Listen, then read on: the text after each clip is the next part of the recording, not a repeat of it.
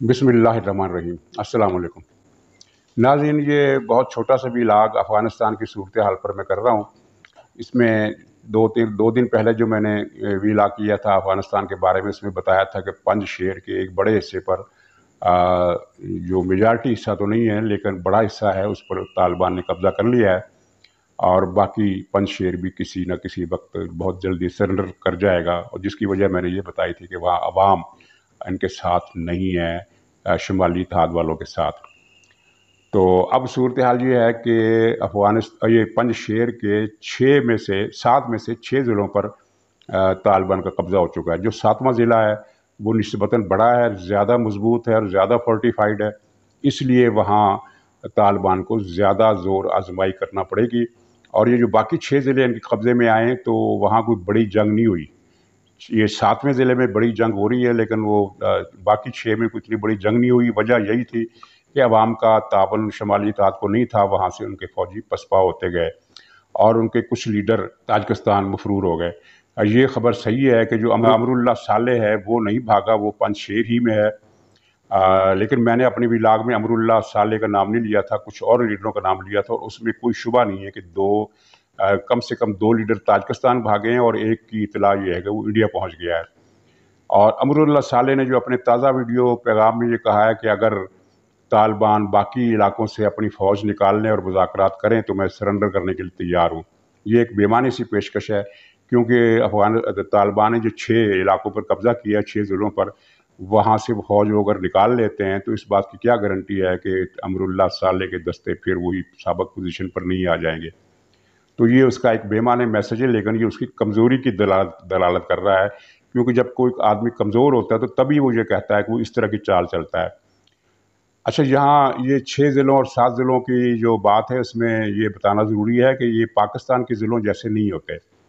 अफ़गानिस्तान के 33 सूबे हैं, गोया के पाकिस्तान के उसके मुकाबले में 4 सूबे हैं, बल्कि 4.5 सूबे हैं। अगर गिलगित बल्तिस्तान को अब पूरा सूबा ना माने तो ये आधा सूबा मान लें तो तब भी पाकिस्तान के ये 4.5 सूबे बनते हैं। अफ़गानिस्तान जिसका रकबा पाकिस्तान से 1/3 कम है, तो वहाँ 33 सूबे हैं।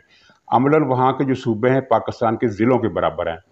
जब उनका सूबा ज़िले के बराबर है तो उनका ज़िला खुद ब खुद समझ लीजिए कि एक तहसील से भी कम रकबा रखता है। और ये जो पंजशेर का जो 7 ज़िले हैं, ये मिलकर पाकिस्तान की तहसील चूनिया से, जो लाहौर के करीब है, या तहसील कसूर से कुछ ही बड़ा रकबा बनता है। रकबा मैटर नहीं करता, रकबे के अंदर जो टेरेन है वो मैटर करती है। वो टेरेन जो है वो अफ़गानिस्तान में सबसे ज़्यादा मुश्किल 2 ही खित्ते समझे जाते हैं, एक ये पंजशेर का और दूसरा वाह खान और बदख्शां का। वाह खान और बदख्शां पर तो तालिबान ने कब्ज़ा कर लिया, अब ये पंजशेर का मार्का है।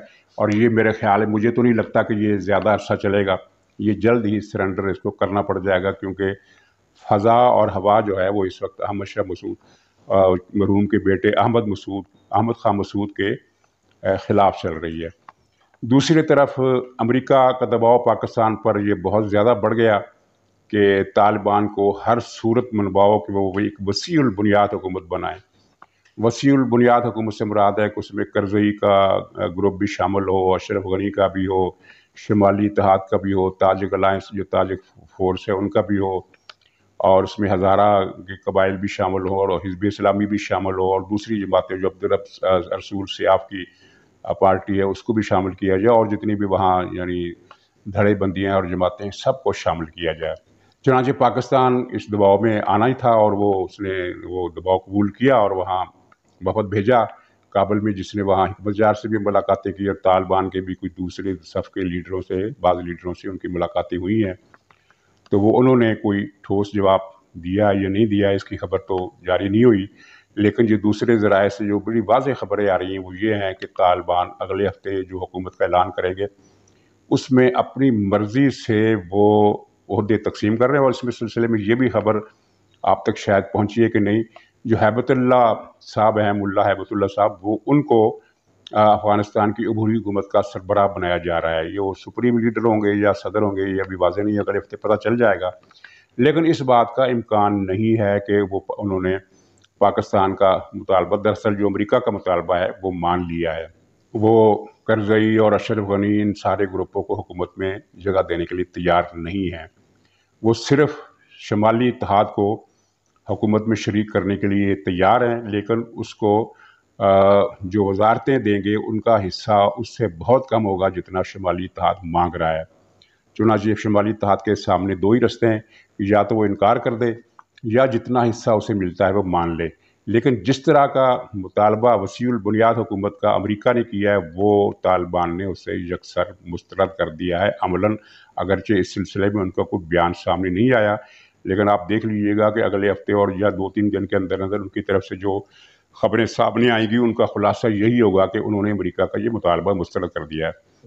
اس کے بعد کیا ہوگا؟ اس کے بعد امریکہ پاکستان پر دباؤ بڑھائے گا، اور امریکی میڈیا میں ان دنوں پاکستان کے حوالے سے جو کچھ چھپ رہا ہے وہ بہت منفی ہے، اور اس سے خطرے کی بو آ رہی ہے کہ آنے والے دنوں میں امریکہ پاکستان کے خلاف کوئی تعدیبی کارروائی کسی بھی قسم کی وہ کر سکتا ہے۔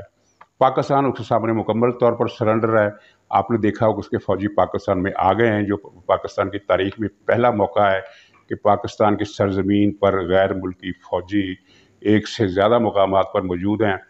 اور پھر یہ ہے کہ اس کے جو اپاچی ہیلی کاپٹر ہیں وہ جس طرح کھلے عام پروازیں کرتے پھرتے ہیں، کہاں سے اڑتے ہیں کہاں سے نہیں اڑتے، یہ آپ کے سامنے ہے۔ یعنی پاکستان جو ہے اس نے مکمل طور پر امریکہ کے سامنے سرنڈر کر دیا ہے۔ اس کے باوجود امریکہ کا دباؤ بڑھے گا، کیونکہ امریکہ یہ کہتا ہے کہ طالبان کو وسیع البنیاد حکومت پر آمادہ کرنے کے لیے پاکستان کا کردار جو ہے وہ کافی رہے گا، حالانکہ ایسا نہیں ہے۔ طالبان ماضی کے طالبان نہیں ہے، وہ پاکستان کی بات اس طرح نہیں مان سکتے، نہیں مانتے۔